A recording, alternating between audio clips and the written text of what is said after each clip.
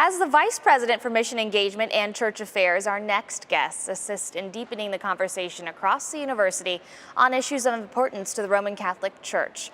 Father Bill Leese is also the liaison for Notre Dame to the Congregation of the Holy Cross, the university's founding religious community, the U.S. bishops, the Holy See, and the operation of the Tantor Ecumenical Institute in Jerusalem. Father Bill, welcome back to Notre Dame Day. Thank you, Emily. It's great to be with you. Yeah, we love having you here.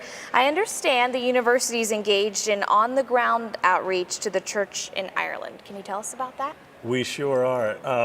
Actually, the Archbishop of Dublin contacted Father John and asked if the University of Notre Dame would assume responsibility for the sort of central church in the middle of St. Stephen's Green in Dublin, Ireland, and begin there a center for faith and reason, and particularly an outreach to young people. So it's pretty amazing that the Archbishop recognized that Notre Dame, what we do well is we reach out to young people and educate them in the faith. And so he's asked us to start this center. And so that is what we're in the midst of now. We began in October, and things are going very well there. And so it's a very exciting initiative for us, for the Irish Church. Yeah, that's great to hear. Can you tell us about the Catholic Media Project you're inaugurating? Sure. So you know how Fighting Irish Media has sort of filled the airwaves of Notre Dame athletics, right? Yeah, so we can tell our own story. Mm-hmm. From the very beginning, Father John had it in his mind that we should leverage that wonderful Fighting Irish Media asset for faith as well, and for the academy. And so we have two additional initiatives, and the one I'm focusing on is on faith. So it's the Catholic Media Project. You know, our young people are living in a place that most people my age and above barely traverse, right? And what I know about that space is there are a lot of great cat videos, but there is not a lot of inspiring, challenging faith content. So our job is to really flood those airwaves, if you will, to use an old term, with that faith-filled, content. And we're really hopeful that in much the same way the Irish Project is reaching out to youth, this is reaching out to millennials in our culture here in the U.S. and quite frankly beyond, and looking at ways to invite them back and to encourage them to renew their faith and re-engage their parish life.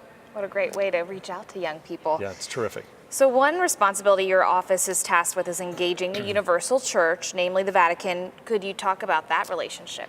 I certainly can. I'll tell you, one of the first responsibilities I had when I came into this office was to help arrange a meeting for our Board of Trustees and our officers with the Holy Father.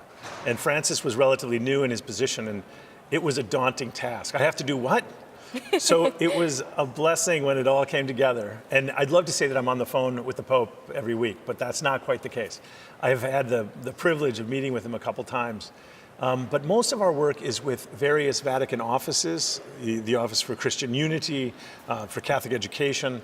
But one of the partnerships that's really dramatic and impressive is a partnership we have with the Vatican Library.